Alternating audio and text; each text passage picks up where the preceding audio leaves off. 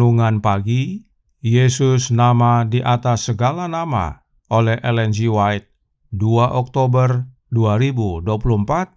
Mari kita berdoa. Bapa kami yang di sorga, Allah pencipta langit dan bumi, laut dan segala isinya, Allah yang maha besar, maha kuasa, sumber segalanya, yang kami sembah selalu melalui anak-Mu yang tunggal, Yesus Kristus. Terpujilah Yesus, anak Allah yang maha tinggi, yang adalah anak domba Paskah yang sejati.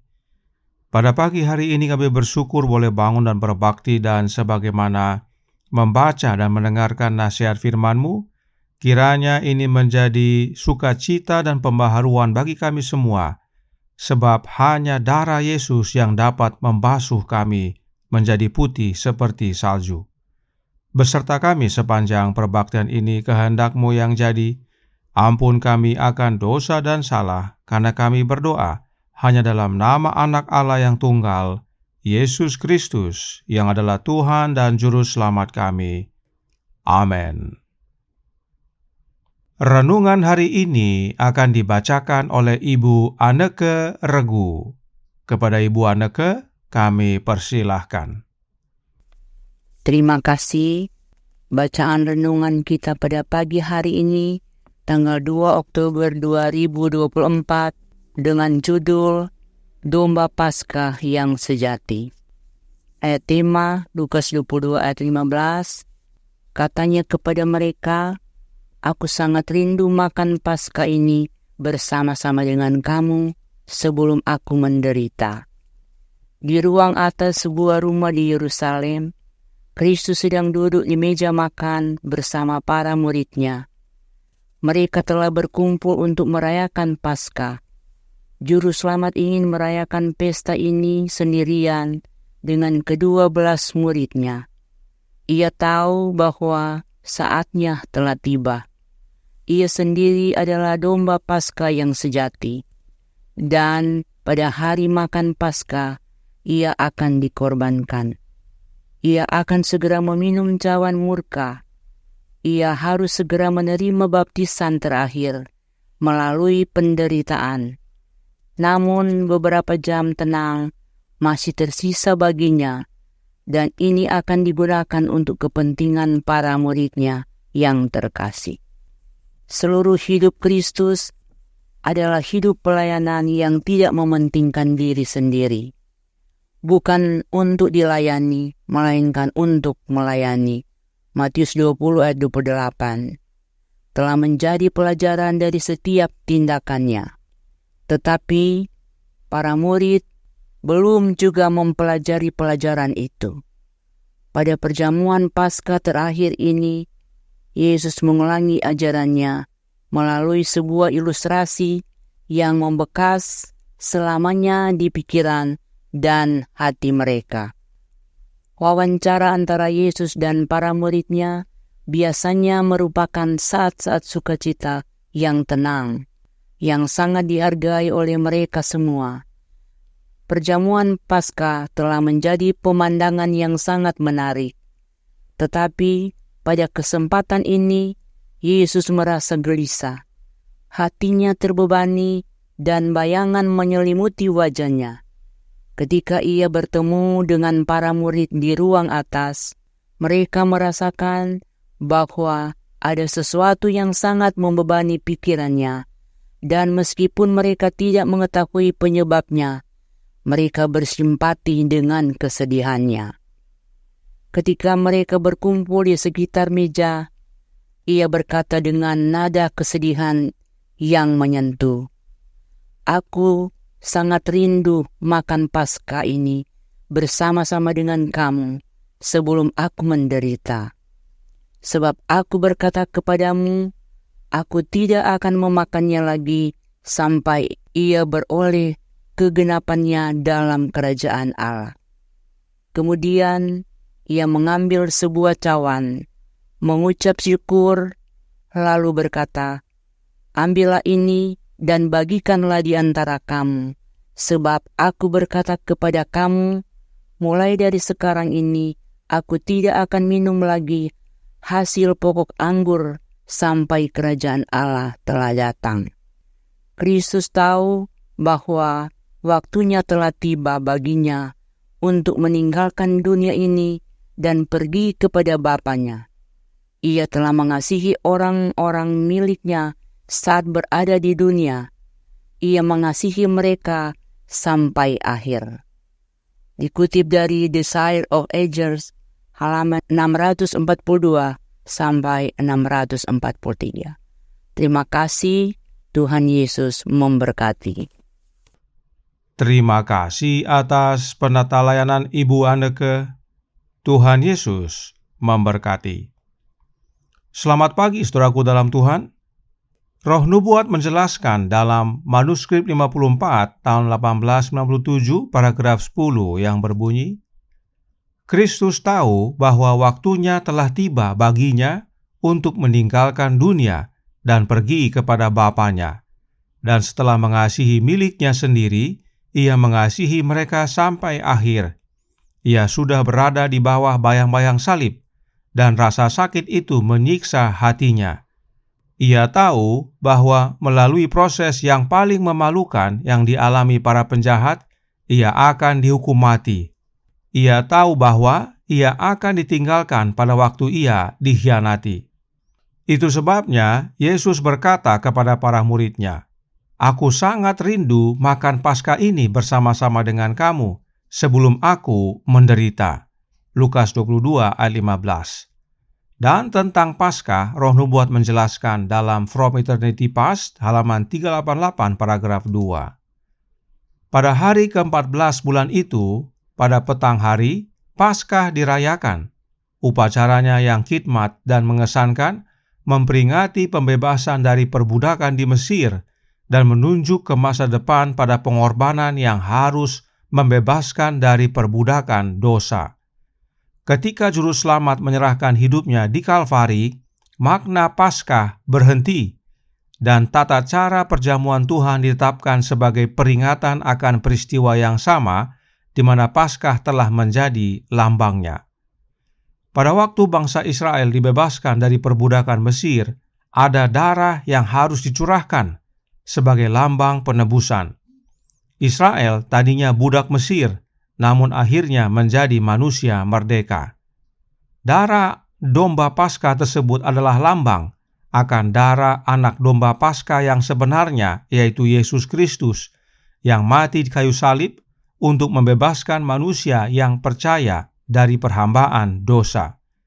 Kita ditebus dari budak dosa menjadi umat Allah yang merdeka di dalam Yesus. Dan dengan kematian Yesus di kayu salib, maka hari raya Paskah yang adalah lambang berhenti. Inilah makna Yesus adalah domba Paskah yang sejati. Yesuslah kegenapan dari semua upacara lambang.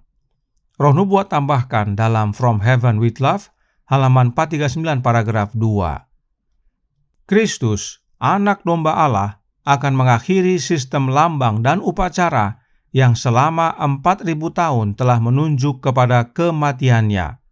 Paskah, hari raya nasional orang Yahudi, akan berakhir selamanya. Perhatikan, Paskah disebut sebagai hari raya nasional orang Yahudi. Itu bukan hari raya semua orang. Paskah hanya untuk orang Yahudi, sebab itu adalah peringatan akan kelepasan dari Mesir. Dan kematian Yesus, anak domba Allah, mengakhiri upacara Paskah secara keseluruhan selamanya. Yesus sendiri berkata dalam Lukas 22 ayat 16-18, "Sebab aku berkata kepadamu, aku tidak akan memakannya lagi sampai ia beroleh kegenapannya dalam kerajaan Allah." Kemudian ia mengambil sebuah cawan, mengucap syukur lalu berkata, "Ambillah ini dan bagikanlah di antara kamu. Sebab aku berkata kepadamu, mulai dari sekarang ini aku tidak akan minum lagi hasil pokok anggur sampai kerajaan Allah telah datang." Yesus sendiri berkata bahwa Paskah sudah tidak berlaku lagi. Yesus tidak akan makan dan minum Paskah lagi sampai tiba kegenapannya di sorga nanti, di mana Yesus berkata, "Kamu akan makan dan minum semeja dengan aku di dalam kerajaanku." Lukas 22 ayat 30. Tetapi sayangnya, masih banyak umat Allah yang lakukan upacara-upacara lambang. Mereka makan dan minum Paskah. Dengan itu, mereka menyatakan bahwa lambang belum digenapi dan kelepasan itu hanya untuk bangsa tertentu saja atau kelompok tertentu saja. Sebagaimana Paskah hanya untuk orang Yahudi, maka mereka yang merayakan Paskah pada zaman sekarang ini menyatakan yang serupa, bahwa kelepasan hanya untuk mereka saja. Dan perhatikan, dalam upacara Paskah, khusus saat Israel akan keluar dari Mesir, tanda utama yang harus dibuat oleh setiap keluarga adalah darah di tiang pintu dan ambang atas. Jika ada darah, maka rumah itu selamat. Tetapi jika tidak ada darah, maka anak sulung mati. Makna darah ini penting sekali. Itulah lambang kelepasan. Malaikat tersebut tidak melihat apakah orang dalam rumah sedang makan roti tidak beraki dan minum anggur atau tidak. Malaikat itu melihat ada darah atau tidak. Jika ada yang merayakan Paskah tanpa darah, maka itu sia-sia adanya. Kita semua tahu bahwa darah domba Paskah dipercikan kepada 2 tiang pintu dan ambang atas. Apakah maknanya? Para Nabi dan Bapa, jilid 1, halaman 286, paragraf 2. Tidaklah cukup domba itu disembelih, darahnya harus dipercikan di atas ambang pintu. Demikian juga jasa dari darah Kristus harus dikenakan kepada jiwa kita. Kita harus percaya bukan saja Ia telah mati bagi dunia ini, tetapi juga Ia telah mati bagi kita secara perseorangan. Kita harus mengenakan kepada diri kita jasa daripada korban penebusan itu. Inilah pentingnya mengerti bahwa Yesuslah domba Paskah yang sejati. Yesuslah korban yang sesungguhnya, dan karenanya darahnya lah yang dapat membasuh kita. Bahkan dikatakan dalam Selected Messages buku pertama, halaman 329 paragraf 2. Dengan iman, oleskan darah Kristus ke dalam hati Anda, karena hanya itu yang dapat membuat Anda lebih putih dari salju. Karenanya kematian domba Paskah yang sejati adalah vital bagi kita. Darah Yesus yang adalah hidupnya Yesus yang dapat menjadikan kita lebih putih dari salju. Sebab memang tujuan dari rencana keselamatan adalah untuk memulihkan kita kepada gambar asal yang murni. Signs of the Times tanggal 17 Juni tahun 1903 paragraf 2 berkata, salib adalah agen Allah untuk melawan rencana setan dan memulihkan manusia kepada kemurnian aslinya. Rencana keselamatan yang dirancang oleh Bapa dan Anak akan sukses besar. Domba Paskah yang sejati mati di kayu salib. Itu bukan akhir, tetapi awal dari pemulihan dari manusia kepada kemurnian aslinya. Sebab oleh kematian Yesus sebagai domba Paskah yang sejati adalah syarat bagi Yesus dimuliakan, dan bila Yesus menerima kemuliaan yang dari Bapanya, maka Roh-Nya dicurahkan kepada kita, agar kehidupan Yesus menjadi kehidupan kita. Bukan lagi aku yang hidup, tetapi Kristus yang hidup di dalam aku. Maka rencana keselamatan yang dirancang Bapa dan Anaknya terbukti sukses besar. Dan inilah pentingnya makna domba Paskah yang sejati. Kiranya menjadi sukacita bagi kita semua, agar tetap teguh setia hanya dalam Yesus. Tuhan memberkati, saya bawa dalam nama Yesus. Amin. Mari kita berdoa. Bapa kami yang di sorga, Allah pencipta langit dan bumi, laut dan segala isinya, Allah yang maha besar, maha kuasa, sumber segalanya, yang kami sembah selalu melalui anak-Mu yang tunggal, Yesus Kristus.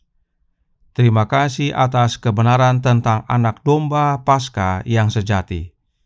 Sebab hanya Yesus yang dapat membasuh kami dari segala kekotoran kami agar menjadi putih seperti salju, yaitu karakternya yang sempurna. Dan hanya Yesus yang memiliki jasa yang dapat kami andalkan untuk kami menerima pembenaran. Karenanya tolong kami ya Bapa, karuniakanlah roh anak-Mu dalam hidup ini, dan biarlah kami semua yang percaya membuka hati dan menerima Kristus berkuasa dalam hati. Bukan kami lagi yang hidup, tetapi Kristus yang hidup dalam kami. Hingga pada akhirnya, saat Dia datang kedua kali, kami semua didapati benar dan boleh menerima keselamatan. Beserta kami sepanjang hari ini kehendak-Mu yang jadi. Ampun kami akan dosa dan salah, karena kami berdoa hanya dalam nama Anak Allah yang tunggal, Yesus Kristus, yang adalah Tuhan dan Juru Selamat kami. Amin.